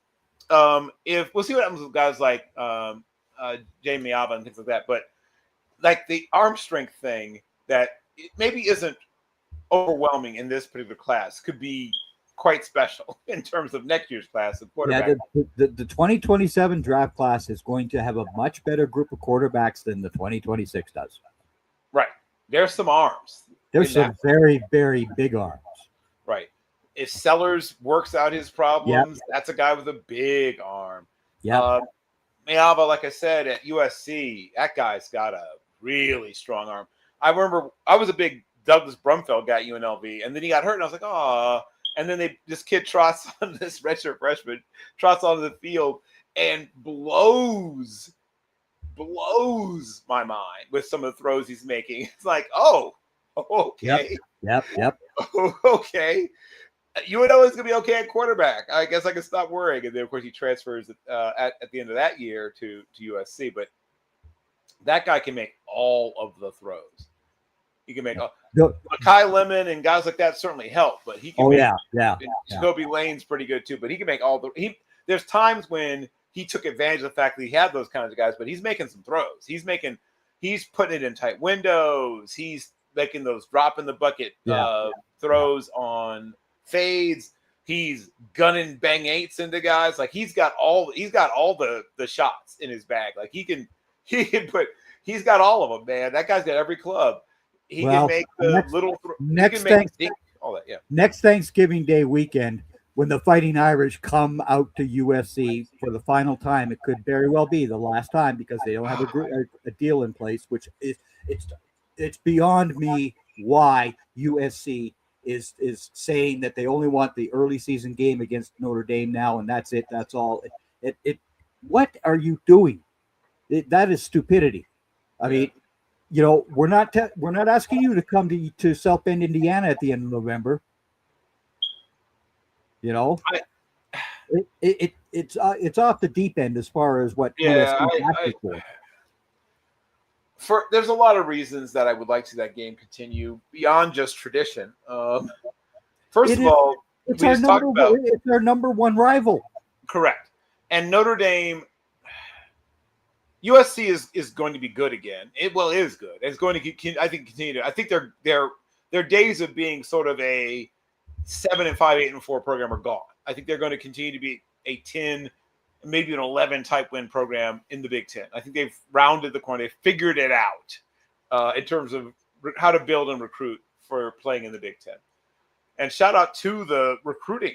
Like people forget that while the head coach and coordinators do a lot of things, and they're involved in recruiting too, more and more college teams are bringing in people who specifically do recruiting. Like that's their whole shooting. That's their whole life.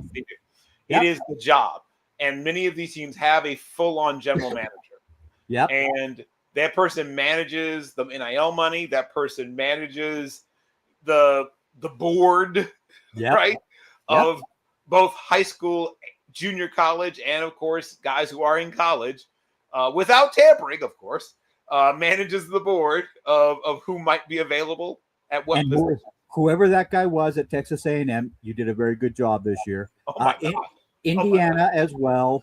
Shout out to the player personnel, in essence, at Indiana, because they do not miss, Greg. No, they do not miss. The guys they get from not just James Madison, but all the guys that came, their portal was the most accurate portal in college football. Yep. They had almost zero misses. Nobody was more accurate in talent evaluation of guys they brought into the portal than Indiana. And they had to be, but they were. They nailed it. Boom, boom, boom, boom, boom. Yep. And Randall and I are in complete agreement on this, by the way. My receiver who is the most ready to go to the NFL this year is Elijah Surratt. I don't care what anybody says about any other wide receiver. The most ready to go in the NFL will be Surratt.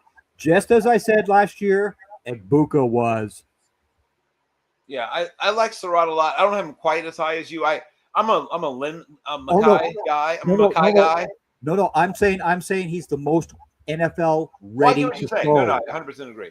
I think Mackay also is a all 3 level wide receiver. I think he can catch all wide receiver screens and those little slip screens and do something with them. I think he runs slants beautifully, but he can go deep too. And I don't think he's going to test through the roof. I think he's going to run in the high 4.4s, the low 4.5s. Abuka. Amon-Ra St. Brown-esque kind of testing. I think he's physically stronger than people realize.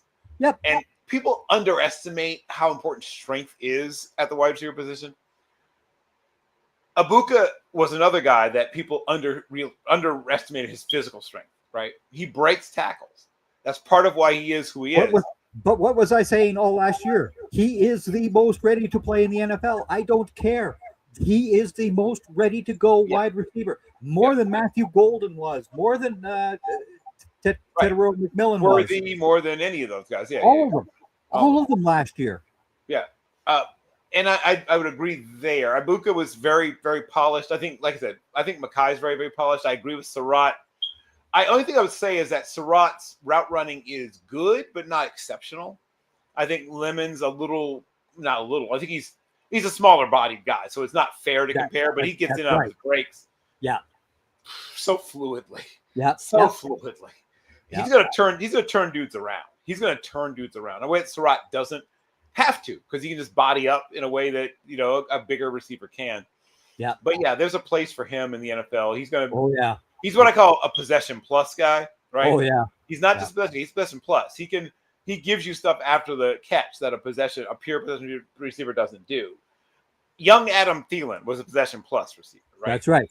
Right. Yep. That's where Surratt is. He's in that possession plus category where he'll go jump, 8 yards. He runs that flag pattern, jumps up, then breaks a tackle, and now it turns to a 20-yard play. Bingo. Yeah. And that's why I said he is the most NFL ready to go wide receiver. I have him as my number one guy for being the best rookie wide receiver, as I said Egbuka would be this year. Even though he will not be drafted in that manner. He will not get drafted in that manner. Right. But his testing will be probably a solid, but not spectacular. That's right. Yeah. But again, I think he is the most NFL ready wide receiver in this Right. draft. Right. And guys that, like I said, we mentioned Mackay, Concepcion, even some people like him. Miami, has to wait on their guy, but you have a receiver going. Malachi Corley, when his time comes, might be the first receiver off the board. Jeremiah Smith has to wait one more year. That guy's going to be him. Ryan Williams has another year. Blah blah blah. Right. Yep. Bernard is a guy that's going to go somewhere in the second or third, and it's going to give you good value on that return. Bingo. I really like the second and third, like your guy, Surratt. There's a really good second, third round receivers in this class. Yeah. This might be a good year to target your guy in the second, third round. But yeah, there's gonna be some first round receivers who are gonna have nice careers as well. Oh yeah. Obviously, but Jordan Tyson, blah blah blah. Yeah, we know him. Right, but I'm excited about the class as a whole. I think it's a solid class, top to bottom. I've already blabbed about the tight end group. I think the interior offensive line group is very impressive. A little thinner at the tackles. I'm very excited about, like I said, some of the FCS players. If you're not really into FCS players, check out some of the dudes that'll be playing tomorrow, right? Yeah. Shout out to the Redbirds of Illinois State, who knocked off Goliath, right? Knocked off NDSU. They are getting. They've got a couple of defensive backs. Speaking of defensive backs, I was just stunned when Illinois State people. I was like, "What? This is this shouldn't." And they pounded them. They tried to tell people, right? They did. They were very confident going into that game. And shout out to my friend Jalen Love, who former Redbird. I have friends who played there. They weren't surprised. Brock's back. Speaking of guys that are football lifers, Brock's back, long-time defensive coordinator. One of those guys that at one point I wondered would ever be a head coach, has been a really successful head coach. Yeah. And maybe he'll get the call, from a bigger program, but I think he's fine if he never does. But he's a terrific coach. Who wins, Montana or Montana State? I'm leaning Bobcats slightly. I think that game's going to be an absolute. Oh, it's going to be. That might be the best game actually all day. Well, again, for all you NFL draft junkies out there, I know you'll all watch the quarterback play and at Oregon and JM and all this other stuff tomorrow. But yeah, Montana State could very well be the Wild game. Part 2, man. Yep. That's going to be amazing, Greg. Yeah. I mean, we're going to really see. First of all, running, right? We talk about throwing the ball a lot because the ball gets thrown a lot, but this is going to be decided by the team that stops the run and the team that can run. That's going to decide this entire game, the run game, 100%. This is not going to be the team that throws the ball the most loses this game almost all the time. I'm actually stunned because, of course, Montana is the state I was born in. So, to see both those teams, and whichever one wins that game, I think they will win the title. But they'll at least play for it, right? This is admittedly a sentimental thing, but I think if Illinois State makes it to the title game, they can beat anybody. They've proven that. I agree that the Montana State winner should be favored to win it. Yeah. But watch out for Illinois State. Like I hate to use terms like team of destiny and things like that, but there's something special about this Redbird team.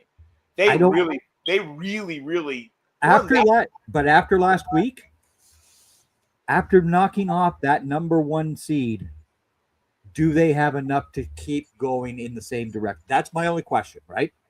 Because again, we just knocked off NDSU. We beat up NDSU. That was a huge day for them. Yep. Do they have the same mentality again? Right. I think they're still being disrespected, so I'm going to say yes. Well, I think they still feel like people don't believe in them yet, which is crazy. But it's funny. You've got a new believer in me, but yeah, right.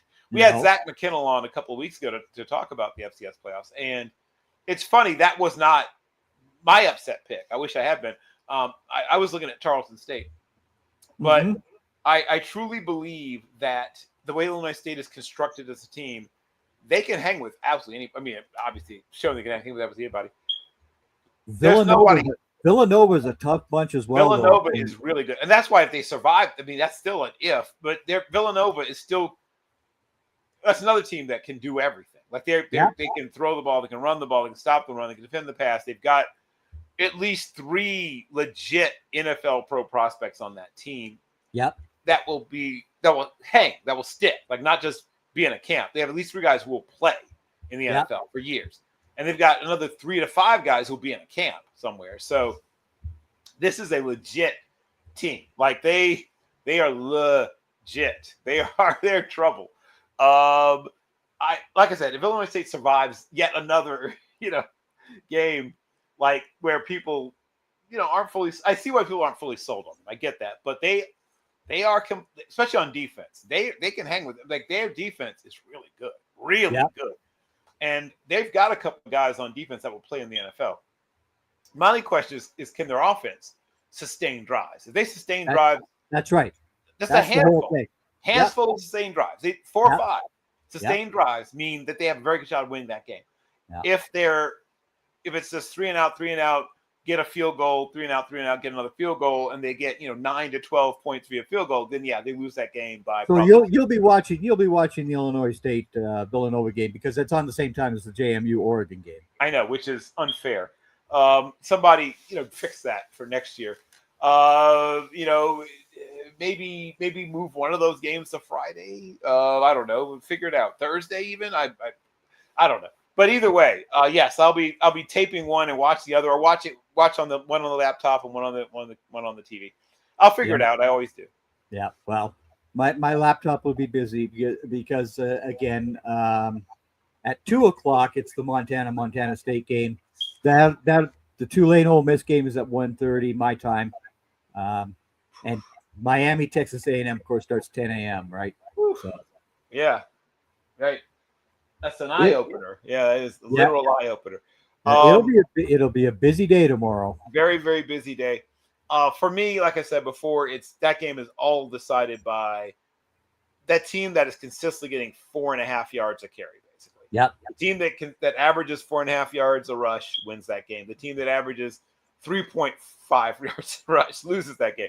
Like, are you avoiding ever having to be in 3rd and long? The team that avoids being in 3rd and long is going to win that game. The team that runs the ball dominantly wins that game, period. Pretty much every year, that's the deciding factor. It'll be that again this year. And that is real football. It's not this spread nonsense garbage with a quarterback in the shotgun position and all, and the running back right beside him. No, now we've seen that teams can run. You can run power run even from spread, even from shotgun. I don't recommend it, but we've seen it done. And for pistol, obviously, it's very rare to see it succeed, though. I mean, it just is so rare. You need that running back in behind the quarterback. You hand the ball off to him instead of off to the side. You put it into his belly, and away he goes. That's how you play football. That's. Well, shout out to Chris Alt and that bunch that sort of built that pistol run powerhouse at Nevada for a little while. It can be done, but you have to really have a special offensive line and approach to blocking to get that done. And he built that around old Veer style blocking. But if we do a full on X's and O's show, I'd love to. There's some. Chris Klonikas, their offensive line coach, has a great video series out there if you want to see how they taught it. But this is not the show for that. So at some point, if we get into that, we can bust that stuff out. We might do that. We might do that in Draft Central time because I would really like to teach everybody how to look at the offensive line, what is good and what is bad. Yes, and in the case of Caden Proctor, you can find plenty of both. Both very, very, very, very bad, very, very bad pass blocking. Okay. But his run blocking is right. His exactly. run blocking is right. He giveth and he taketh away, is what I've noticed. I would not touch him as early as I've seen some people project him going. I feel like he's just a project, but he is very talented. But again, the run game is becoming more important now than the passing game it was in the NFL, and that makes me happy because it means returning back to seeing a free safety and a box safety. You have traditional linebackers being brought back in instead of just the two guys. I hate this. I hate that. Oh, it drives me off the deep end. I want to see a Sam linebacker. You don't want to see just the Mac and Jack and that kind of stuff. You bet. It drives me off the deep end just to see a Mike and a Will linebacker. Or just Mike and the Will, Mac and the Jack, or whatever. Yeah, there's different. Yeah, here's what I will say about the two backer system. The strength of it, obviously, is that you have that extra coverage defender who, his job is to just take away the slot. And with the Jackson Smith and Jigbas of the world and the Emeka Ibukas of the world, and Cooper Kupp is still alive, but he's not dominant anymore. But those more and more teams are taking their best receiver, their Justin Jefferson, and putting him in the slot and exploiting, especially if you do get certain matchups, exploiting that guy all day long. Yeah. And so the ability to find that special coverage player, that one who can take away that two-way go, because that's the thing people forget, is that generally speaking, if you're just defending outside, you're defending the X or the Y, you're usually defending just one direction. You're either using outside leverage trying to force that guy back this way, or using inside leverage to force that guy to the boundary.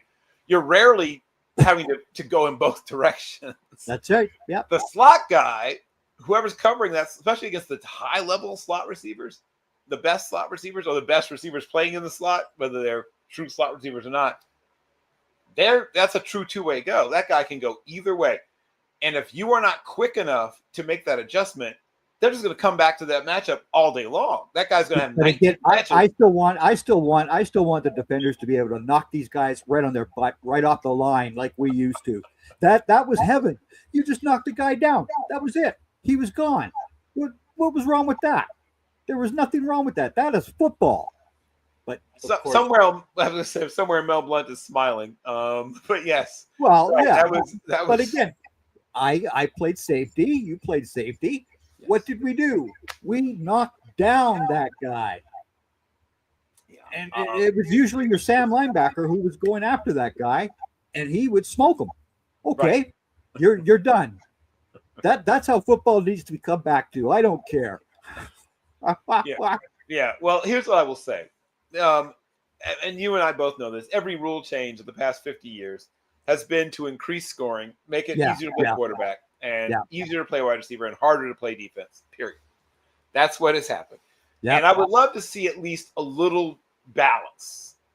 I don't hate offense, but I'd love to see a little balance. So if you're going to take all this away, hey, extend the legal contact, make it 10 yards. Right, do something. Yeah, give us a little something. A little. I'm not instead of the 5 yard. Instead of the 5, and I'm even willing to say to go to 2 yards downfield for the offensive lineman. Okay, it's in the NFL. It's only 1 yard, right? College game is 3 yards. Yeah. Well, I'll go right in the middle. I'll give you 2 yards. I'll do that. Yeah. But you let us hit these guys. What we can't touch these guys. It's stupid. It makes playing defensive back darn near impossible, and that's what they've done. They've said to you, we want you to have almost no opportunity to affect the game, except interceptions. Right? We've taken away the enforcer over the middle. You can't be Jack Tatum. You can't be, Steve. With the Denver Broncos, number 45. Atwater. You can't be Steve Atwater. You cannot. You cannot take that away. You cannot play. You can't be Chuck Cecil. You can't play Darren Woodson football anymore. No, we've said no to that. We don't want you. I mean, even Ed Reed, Troy Polamalu, we said no. We don't want that. Yeah. We do not. We do not. That's not what we like. These guys are, except of course for Mr. Woodson, all in the NFL Hall of Fame kids. But we can't play that way anymore. It's so stupid. Yeah. So now they've turned almost everyone into corners, basically. Yeah. They're just different sized corners, is what they're basically saying. You're playing smaller corners. Which drives me off the deep end. I want a box safety who attacks the running game, and I want a Right. free safety who acts as the corner, like they should. Right. That's that's how football should be played. right. And that's the issue now with the game being, as you said, so spread out. With the game being so that the game with there's only one team in the NFL that is even close to 50% run pass. One. We're at one. Everyone else is above 56, 56. Is 56% or above pass over run. You Yeah. have one team that's close to that sort of almost perfect balance. And that, I think, does two things. One is it puts more hits on your quarterback, even with all the protections, and they have all the protections that you can have. But by making the quarterback drop back 40 plus times a game, just the math means that at some point he's going to take a hard shot. That's just math. And that's just it sitting in the pocket. If you let these guys run the way that they're running, a la Jackson Dart, he's going to take another hit and he's going to get another concussion. There he goes yet again. Or Jaden Daniels, right? Who, again, what did I say when Jaden Daniels was coming out? He needs to learn how to get out of bounds. He needs to learn how to slide. Does he? Did he? No. You guys, Jackson Dart. And 12 pounds of muscle. Also, probably got hurt, but yeah. I mean, but Jackson Dart, yes, you can play quarterback. You can be a decent NFL quarterback, but you had better learn how to get your butt down on that field. He's got some Baker Mayfield to him in both the good and the bad ways. He thinks he can challenge linebackers in the open field, and or even the safeties. And these guys who are playing safety, Kyle Hamilton. Yeah, Kyle Hamilton ever hits you, son, you're going down for the day. You're gone. And these so guys it goes are back to paid. What people don't understand is that defenders, we still get paid. We're making our living off of this, and our living requires us to knock your butt. And again, when Patrick Mahomes went down with the injury, that was horrible. But again, at least there were people hitting the man on the field, because everybody was letting this guy keep going down the sideline. I'm going, you knock that man off the damn field. You hit him. He is a target. That's it. Yeah, and that goes back to the old, there are old soldiers and there are bold soldiers. There are very few old, bold soldiers. I love dual threat running, quarterbacks, guys that can give you things in the run game, but you have to be smart. And when I look at, say, Russell Carrington Wilson, a guy who managed his body smartly, right? Yeah. He was even when he was younger, he did a really good job of minimizing the number of hits he took. And you mentioned Dart, right? That was, even in college, that was the issue for him. Yeah. He ends up losing the job to Keenan Slovis because he gets hurt. Yeah. If he stays healthy in his days at USC, he probably holds on to the starting job at USC and maybe never even transfers. But he gets hurt. Keenan Slovis, a guy who not as talented, but knew how to avoid ever getting touched, basically, for the most part. Didn't venture outside the pocket almost ever. Ends up, at least temporarily holding on to the job at USC. And both those guys are even in the discussion because JT Daniels had gotten hurt, right? Yeah. And then he never ends up becoming, shout out to Donovan James, who talked about him in Elite 11 years ago to me. Never ends up really becoming anything. Nope. At Georgia, gets hurt again, plays a little bit at Rice. I think finishes up at Pitt. Yeah, he was at Pitt. Of all places. And just never, I think he's a graduate assistant now. Yeah. But it is incumbent upon defenders to let quarterbacks know once they leave the pocket, all those protections do not travel with you. If you are in the field, if you are in that field, you're not out of bounds. I'm going to put you out of bounds. That's the bottom line of all this. And again, I don't wish anybody to get injured. Correct. Period. So seeing Mahomes get the ACL and the LCL injury is horrible. Just as it is with that guy, Michael Parsons. Yeah, as JJ Yeah, calls him now, Michael. Right. Seeing him go down, those are horrible injuries. I don't like any of Yep. them. Period. Right. You know. But again, the game of football, you get hurt. That's the bottom line. It happens. You know. It is if you play long enough, it's 100% injury rate. That is That's correct. right. That's right. You know. But hey, Yep. so tomorrow night Yes, we will be back. we will. Looking forward to it. You betcha. And we'll see what happens, and then we'll have because we already know Alabama is going to lose to Indiana. I'm sorry, Crimson Tide, you are going down because this Indiana team is just too good. They are too good. And we'll see what the other games will be. Yeah, Boy, I would love to see Texas Tech go against A&M. Would that ever be heavenly? That would be so much defensive talent all in one place. That would be absolute heaven. But again, it doesn't line up that way, unfortunately. Yep. Well, like I said, I'm excited about all the games, including some of the FCS playoff games that'll be coming up as well. It's going to be a great day to be a football fan. Yes, my laptop will be working overtime at 2 o'clock. Yours is at 5:30. So, you know. Yes, sir. Well, my time, 6:30 your time. Yes, 100%. But again, after the Oregon game tomorrow, we will be back, and we'll discuss those three games, as well as we'll look ahead to the next round. Yep.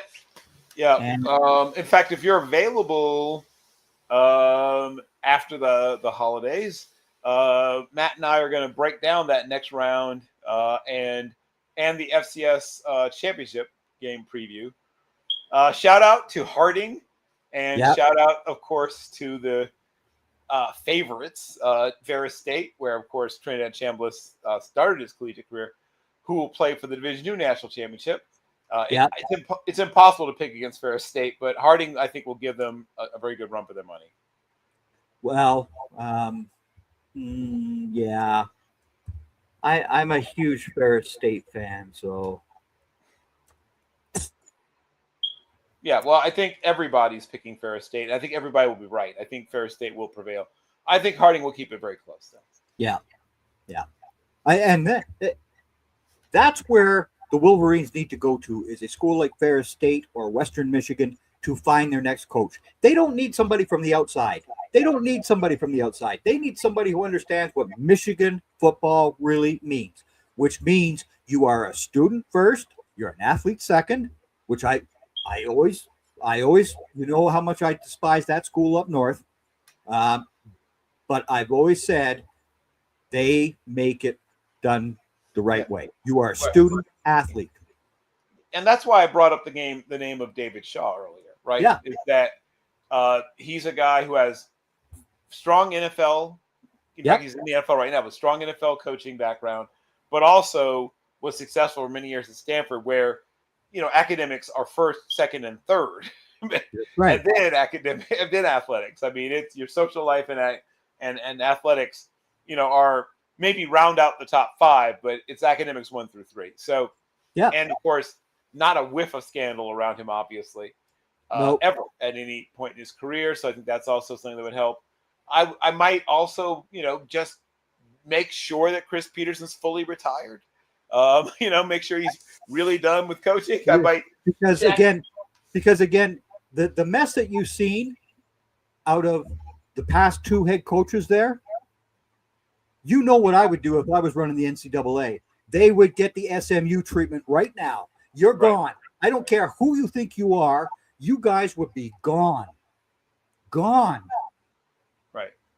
And of course, in this day and age, we couldn't do that, though. No. Well, guess what? SMU was a mild case of the stuff that has gone on with that school up north. That was mild. So, anyhow, Bill, we'll see you tomorrow night. See you tomorrow night. And everybody take care and have a good one. Have a good one. Take care.